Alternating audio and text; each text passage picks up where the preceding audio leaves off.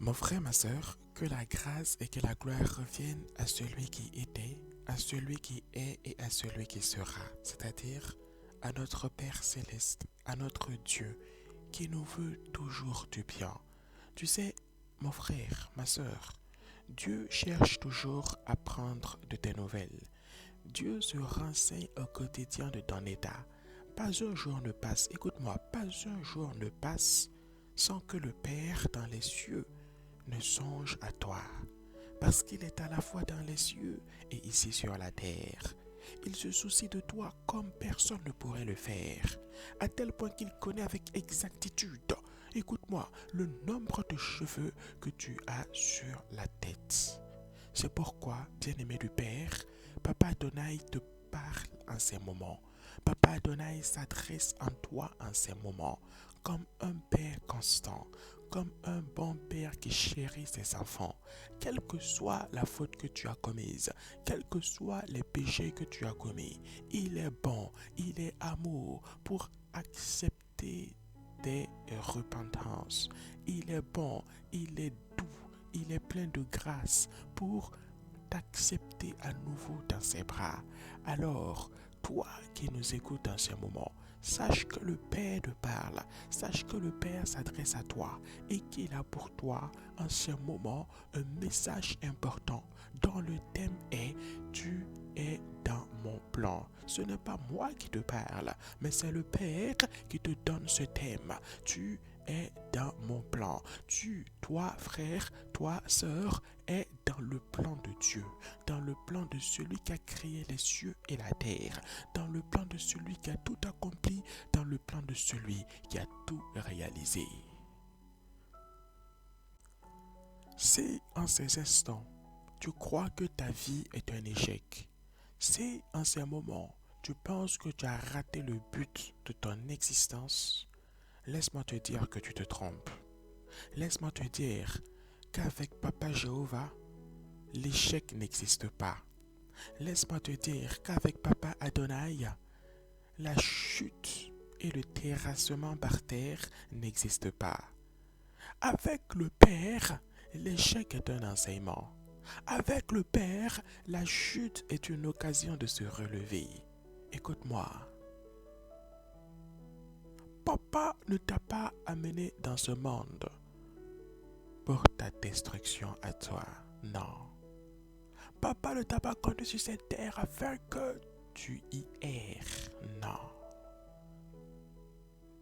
C'est pourquoi, suivons toi et moi le Saint-Esprit pas à pas, afin de comprendre certaines vérités cachées par rapport à nos vies, afin d'entrer en connexion avec le Père au travers de sa parole, au travers de son Esprit Saint, et que cela nous édifie, et que cela nous booste, et que cela nous fortifie.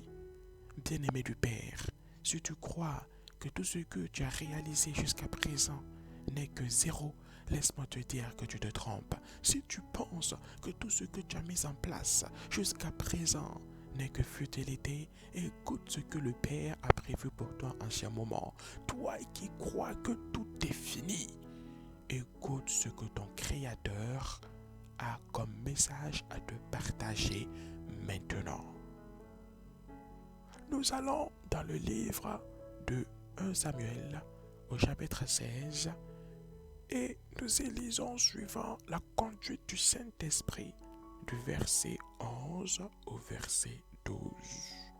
Ne sortons pas de la parole du Père, car notre Seigneur Jésus nous a recommandé de la manger tous les jours, au même titre que la nourriture que nous mettons dans nos bouches. Si tu es prêt, si tu es prête, bien-aimé du Père, oui, tu es son bien-aimé, tu es sa bien-aimée. Si tu es prêt, si tu es prête, mon frère, ma soeur, mon frère, nous lisons ensemble 1 Samuel au chapitre 16, du verset 11 au verset 12. Puis Samuel dit à Isaïe, sont-ce-là tous tes fils? Et il répondit, il reste encore le plus jeune, mais il fait paître les brebis. Alors Samuel dit à Isaïe, envoie le chercher, car nous ne nous placerons pas avant qu'il ne soit venu ici. Isaïe l'envoya chercher. Or, il était blond, avec de beaux yeux et une belle figure. L'Éternel dit à Samuel, lève-toi, ouais-le, car c'est lui. Mon frère, ma soeur, c'est qui? C'est lui. Bien-aimé du Père, c'est qui? C'est lui. Mais que lui te demande et me demande le Saint-Esprit de Dieu? Qui est ça, lui? Lui, c'était un jeune homme qui était en train de faire paître les brebis de son père, un jeune homme qui était en train de s'occuper du troupeau paternel, un jeune homme qui était loin d'imaginer qu'un jour il serait appelé par Samuel, le prophète le plus important du pays à cette époque, pour être oint comme futur roi de la nation. Mon frère, ma soeur, cet homme, celui, tu le connais bien, il s'agit du roi David.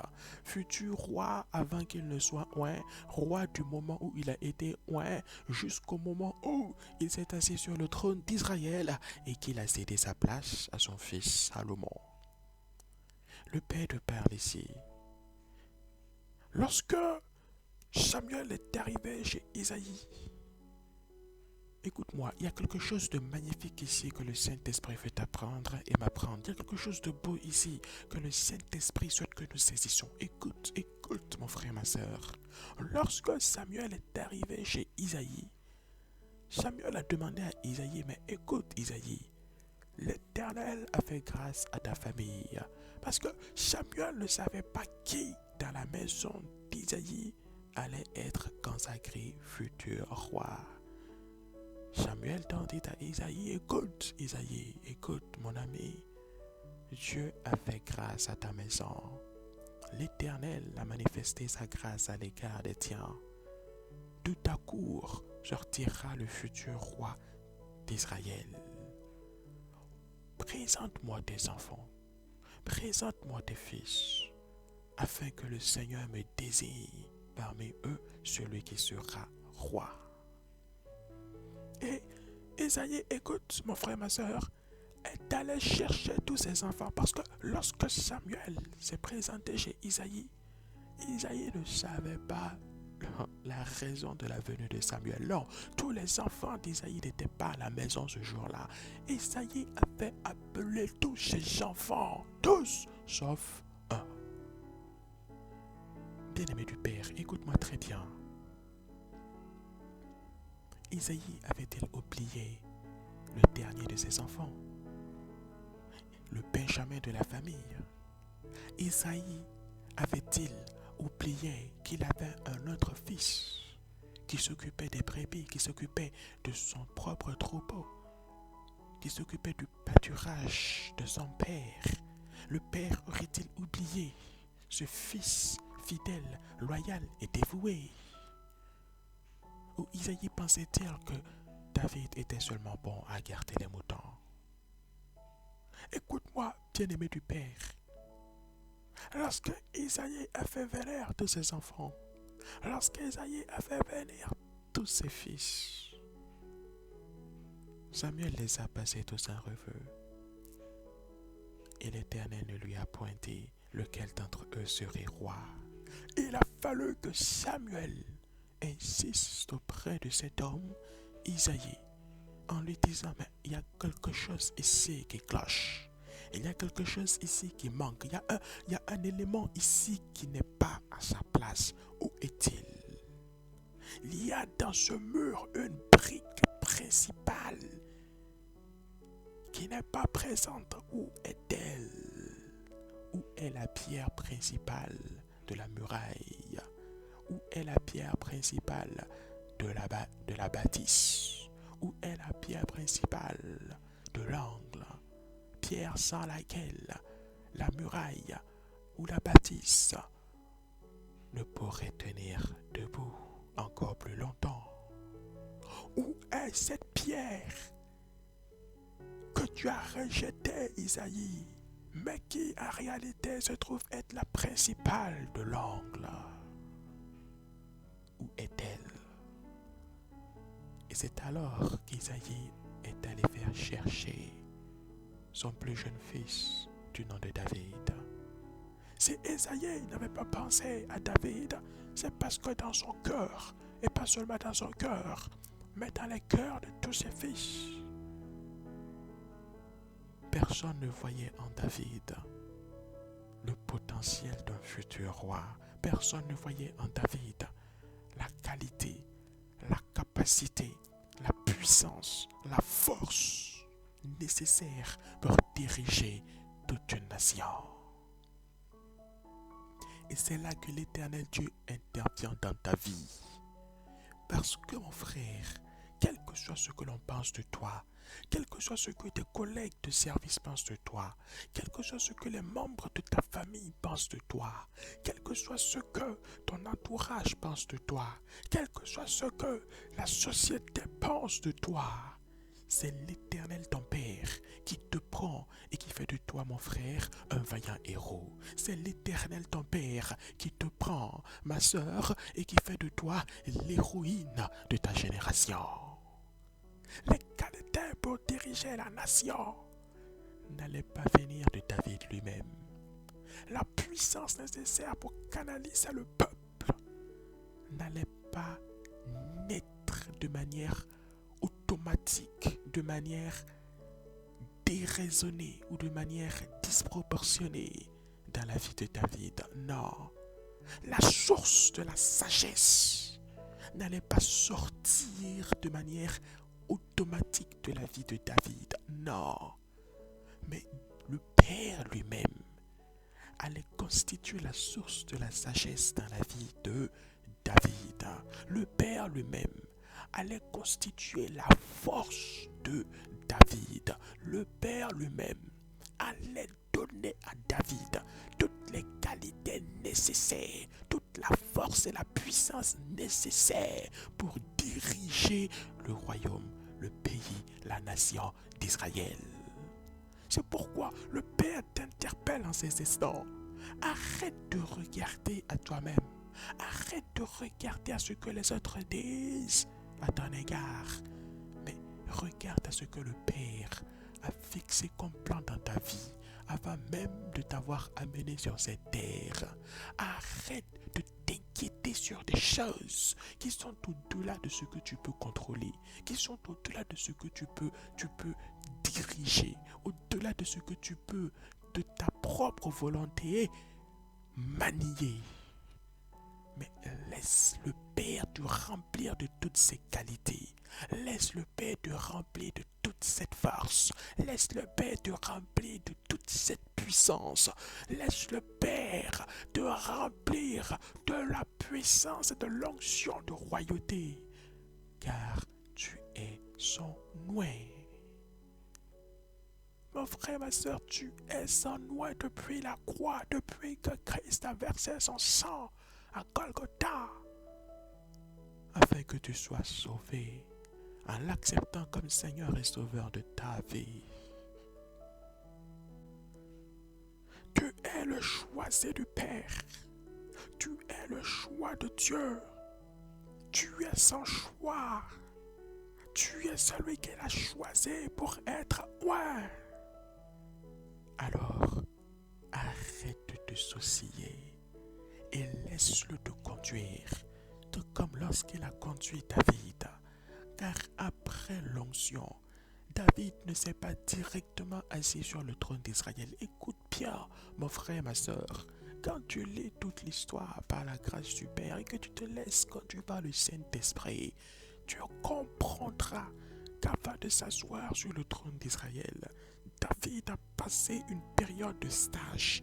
David a passé une période de formation dans laquelle il s'est fait des amis, il s'est fait des alliés, il s'est fait toute une troupe qui plus tard, lorsqu'il est devenu roi, ont constitué son élite.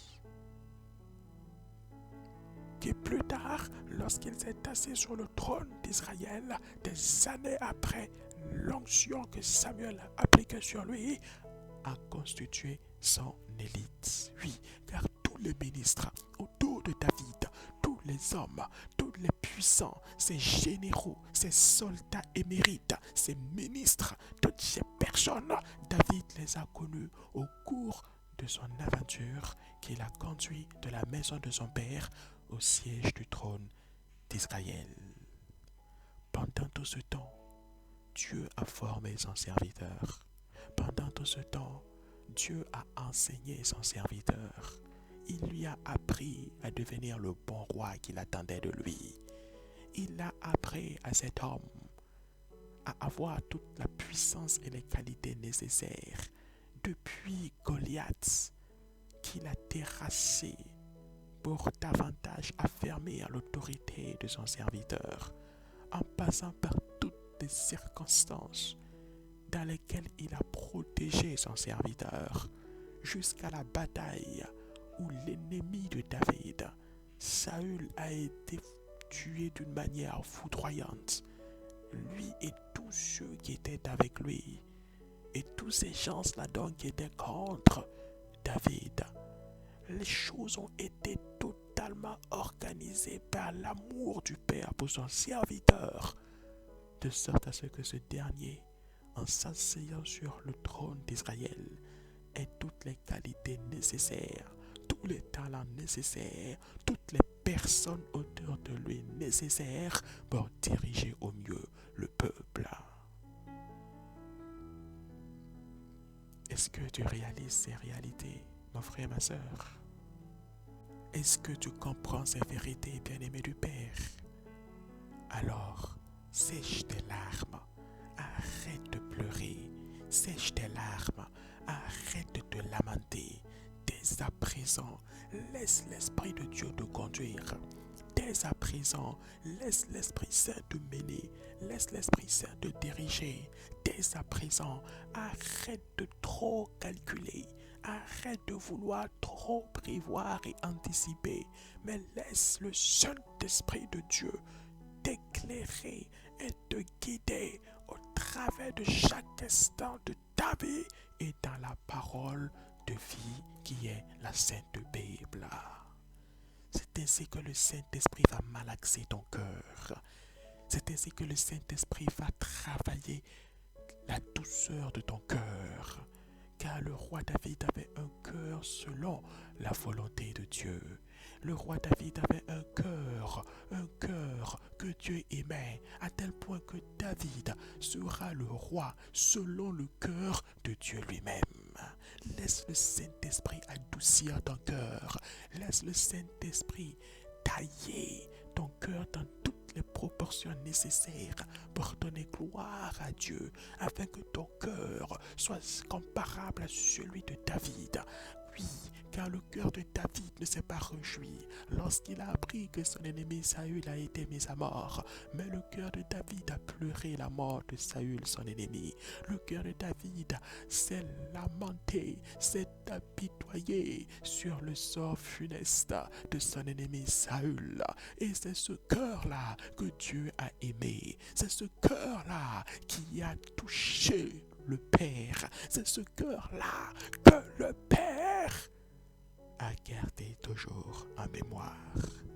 Et même après le roi David, Dieu ne cessait de rappeler à sa descendance et aux différents rois d'Israël: soyez intègres, ayez un bon cœur, comme mon serviteur David.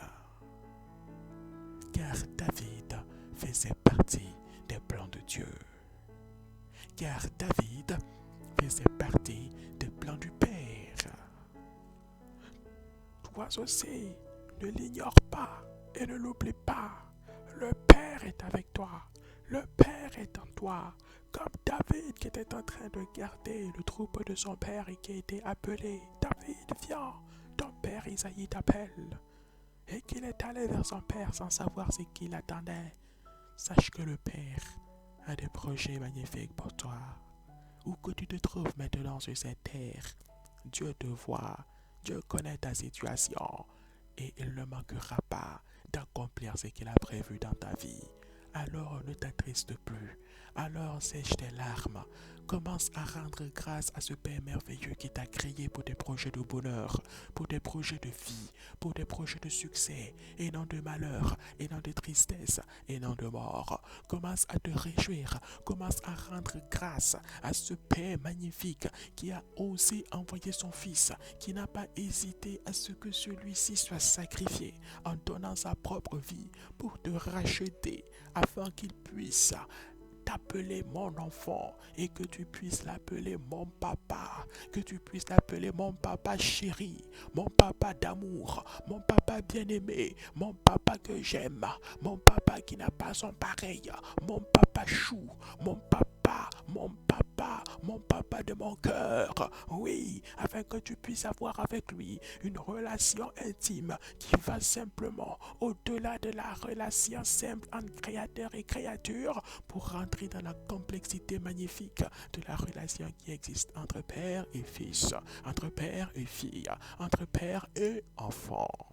Quelle grâce! Mon frère, ma soeur, voici ce que le Saint-Esprit souhaitait mettre en ces instants dans ton cœur. Souhaitait s'aimer en ces instants de la part de Papa Adonai en toi. Alors, n'aie pas peur, ne crains pas, ne te soucie pas. Lorsque tu fais confiance à l'ingénieur, tu ne pars pas chaque jour vérifier ses calculs, mais tu lui fais confiance et tu lui laisses bâtir ta maison, tu lui laisses bâtir ta demeure. De la même manière, laisse le Père bâtir ta vie, laisse le Père bâtir ta destinée, laisse le Père bâtir ton existence. Ne te tracasse pas à vouloir comprendre les calculs complexes, les calculs divins qu'il réalise chaque jour pour que ta vie soit au niveau et à l'endroit qu'il souhaite et qu'il désire. N'aie donc pas peur, ne t'effraie point. Ne te laisse pas non plus effrayer par Satan. N'écoute pas non plus les mensonges du diable. Mais fais confiance toujours au Père.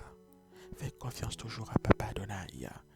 Ne laisse pas l'ennemi non plus t'influencer en passant souvent par ton entourage, en passant souvent par des personnes à qui tu plaçais ta confiance par moment. Non. Prie pour ces personnes afin qu'elles viennent à Christ. Prie pour ces personnes, afin que la lumière du Père entre dans leur vie. Prie pour ces personnes, car telle est aussi ta mission, telle est aussi l'une des raisons d'être, la raison principale même parmi toutes d'être sur cette terre. Et écoute toujours et simplement ton Père céleste qui t'aime et qui te dit en ces moments que pour toi, son bien-aimé, sa bien-aimée, rien n'est perdu, rien n'est abouti, rien n'est cassé, rien n'est égaré. Mais pour toi, le meilleur est à venir. Pour toi, le bonheur est et sera ton partage. Pour toi, le succès est et sera au rendez-vous. Voici ce que Papa avait prévu pour toi, bien-aimé du Père, en ces instants. Voici ce que Papa souhaitait mettre dans ton cœur en ces moments. Que la grâce et que la gloire lui reviennent. Que son nom soit et demeure pour toujours béni. Et que tout à nous marche pour toujours dans la foi, dans l'humilité et dans la sagesse qui découle de lui, qui découle de son amour et qui découle de ses saintes mains. Que le Père te bénisse, que tu sois et demeures pour toujours la maison du Saint-Esprit, que la puissance de ton Dieu rayonne toujours en toi et que tous ceux qui t'environnent la voient briller au plus profond de ta vie et qu'aujourd'hui et que pour toujours, que la grâce et que la gloire reviennent à Papa Adonai au siècle des siècles et que nous puissions nous retrouver encore dans les temps qui viennent pour recevoir de lui les enseignements qu'il a prévus pour nous aujourd'hui et pour toujours. Gloire à ce magnifique Père que nous avons et que son nom demeure pour toujours béni. Dans le nom de Jésus-Christ.